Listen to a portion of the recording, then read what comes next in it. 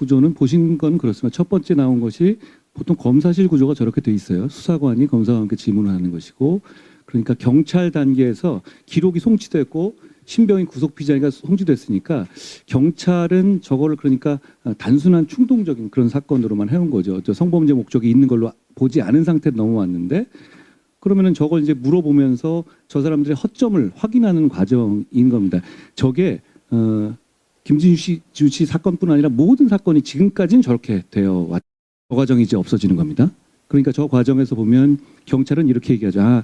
뭐 지퍼가 내려져 있는 게 아니 뭐 저 사람 주장에 따르면 경찰은 이게 끌고 가다 보면 그렇게 될 수도 있는 거죠. 이런 식으로 이제 얘기를 했다는 것이고, 그러니까 그런 일이 근데 문제는 검찰에서 보면 근데 이거는 누가 보더라도 상식적으로 성범죄의 목적이 있어 보이니까 확인이 필요한 상황을 물어본 거고, 그러면 저렇게 피의자가 불렀는데 피의자가 저런 식으로 대답하면 뭐 이상하잖아요. 그러면 확인이 들어가는 게 지금까지 보안 수사가 이루어진 과정입니다. 보안 수사가 대단한 게 아니라 저런 거예요. 근데 앞으로는 저런 식으로 저 범죄자를 검사실에서 부를 수가 없게 되는 겁니다. 그리고 민주당에서 보안 수사권이 굉장한 것이냐, 그러니까 보안 수사 요구가 굉장한 것이냐 얘기하죠. 근데 그거 지금도 있는 겁니다. 그러니까 지금도 있는 것이 없어지는 것이 대체품이다라고 말하는 건 사기치는 거죠. 그리고 바로 저 사건에서 보안 수사를 누구한테 요구하냐면 바로 저 이상한 조사를 했던 경찰에게 요구하게 되는 겁니다. 그럼 그 경찰은 뭐라고 하겠습니까? 그거 문제 없어요. 이렇게 보지 않겠어요? 결국 보안 수사 요구는 이런 문제를 해결하는데 아무런 도움이 되지 않는 있는 기존 시스템조차도 완벽하지가 않았어요. 그런데 완전히 저 영역을 없앤 겁니다. 저기 보면 저기 여성 검사님과 여성 수사관님이 굉장히 열심히 추궁하잖아요. 선의도 있겠지만 시스템상 이걸 놓치면 저분들은 책임을 집니다.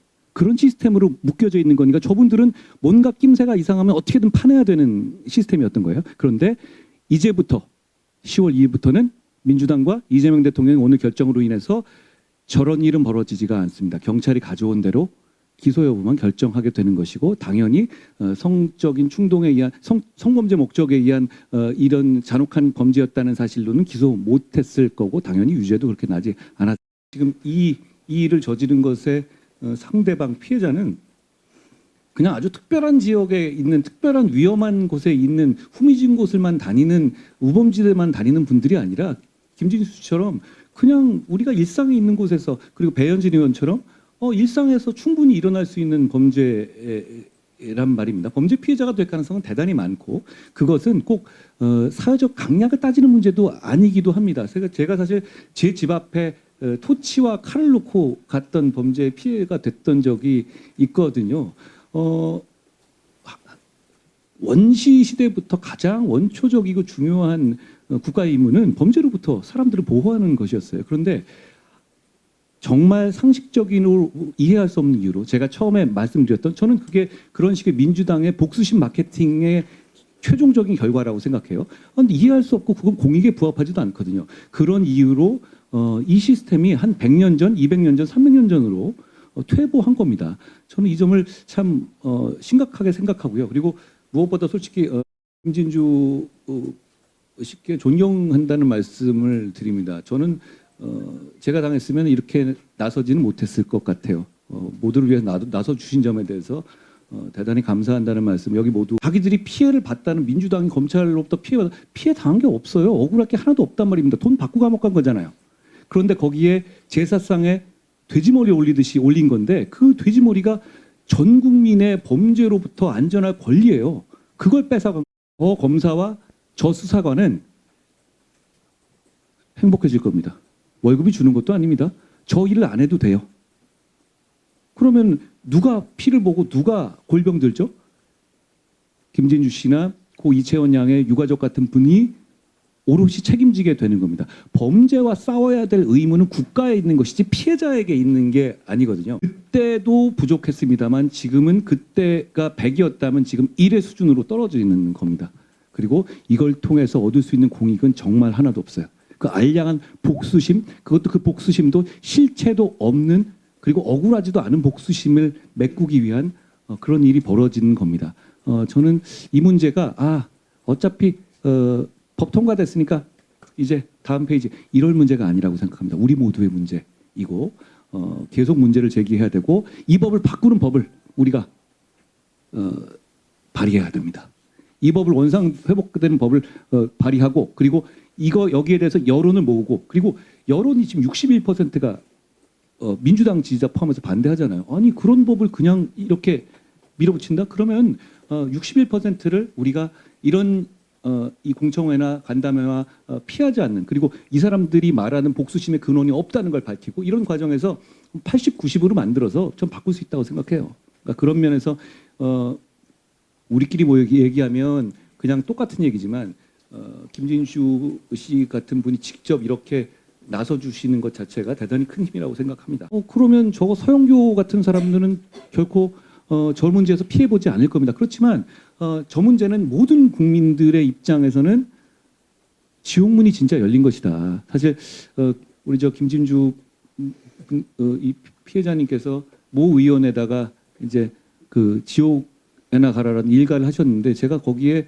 보고 참 반성을 했습니다. 저거는 정말로 우리 국민들이 이런 망발을 저지른 사람들에게 해주고 싶은 말을 대신하셨구나 이런 생각을 했습니다. 근데 실제로 지옥문이 열렸다고 생각해요. 여러분, 이 문제가 국민의힘에서 먼저 제기한 문제가 아니에요. 보안사 문제가. 민주당 입장에서도 자기들이 너무 많이 나갔다고 생각하고 이거 큰일 나는 생각하니까 나왔던 문제거든요. 그런데도 결국은 이걸 접지 않고 끝까지 밀어붙였습니다. 그리고 이 문제는 단기적으로 문제가 생길 거예요. 예를 들어서 저 사람이 처음에 구속돼가지고 왔었을 때 지금은 또 검찰 단계에 오더라도 저 사람이 뭐라고 주장하든 간에 저 사람을 직접 불러서 해결할 방법이 없어요. 예를 들어서 그때 무슨 여러 가지 다른 변명을 댄다 하더라도 그걸 확인하기 위해서는 검찰로 돌려보내야 돼요. 구속기간은 한정돼 있지만. 그렇지만 그게 좀 말이 되는 변명이다. 근데 확인해야 돼야 하는 변명이다. 이렇게 되면 예를 들어서 무슨 절도라든가 이런 문제에 대해서 사실 그때 경찰에서는 인정하고 사실 그때 내가 다른 곳에 있었어 이렇게 주장하더라도 검찰이 지금은 어떻게 하냐면 검사가 저기 있는 수사관님이 그 지역에 가서 그냥 CCTV를 열어봅니다. 그거 확인하는 거예요. 그러면 예의 이렇게 하는 거죠. 그런데 지금은 저 범죄자 입장에서는 검찰청에서 못 그런다는 걸 알아요. 그러면 어떻게 이용하겠습니까?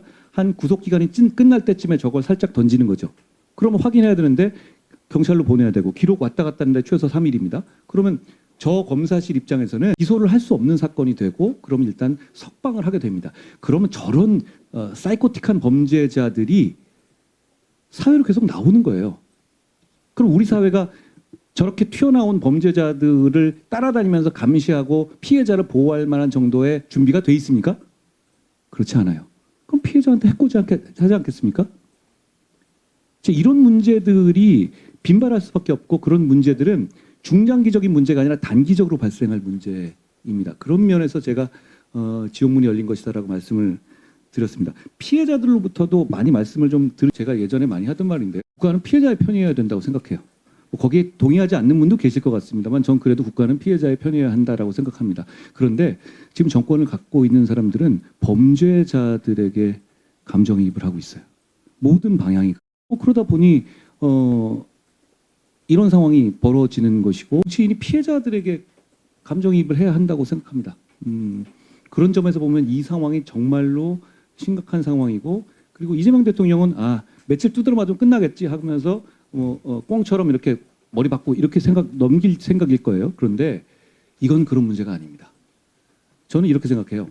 항소 포기에서도 정말 많은 분들이 공분을 느끼셨잖아요. 그런데 그건 몇몇의 권력자들이 부당하게 재벌이 되고 빠져나가는 것에 대한 제3자로서의 공분 같은 거였거든요.